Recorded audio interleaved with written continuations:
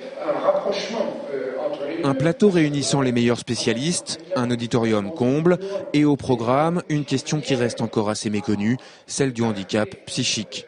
Depuis sa reconnaissance récente par la loi, ce handicap qui se traduit par des difficultés relationnelles reste un champ à explorer.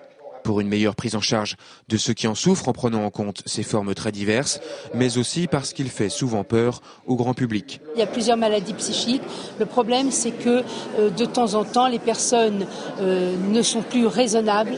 Et ça, c'est pas toujours le fait qu'on s'y attend et ça peut provoquer des drames.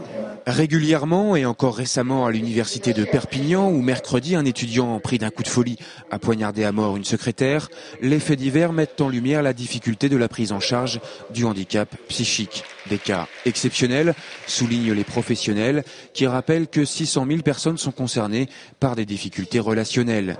Des difficultés qui nécessitent avant tout des soins adaptés à cette maladie. Elle peut porter la violence surtout quand elle est mal soignée, quand elle est mal prise en charge, quand on laisse les gens livrés à eux-mêmes avec leur famille. Je crois que l'enjeu de ce colloque, c'est de rappeler que le handicap psychique, c'est d'abord une souffrance qui ne ressemble peut-être pas aux autres, mais qui appelle des réponses adaptées aux enjeux de cette souffrance. Dans l'assistance, essentiellement des personnes travaillant dans le secteur médical ou médico-social. Depuis sa reconnaissance par la loi, on distingue le handicap psychique et ses troubles relationnels du handicap mental qui se traduit par une insuffisance intellectuelle. La prise en charge est donc différente et les professionnels doivent également s'adapter pour prendre en compte toutes les dimensions de cette maladie complexe. L'intérêt de cette notion de handicap psychique, c'est le côté réversible de cette pathologie.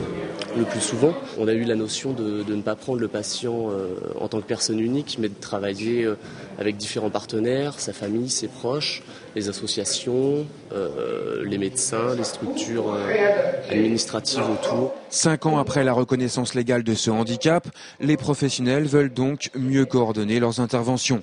Ils entendent également changer le regard du grand public sur cette maladie dont les médias ne parlent souvent qu'à travers les faits divers.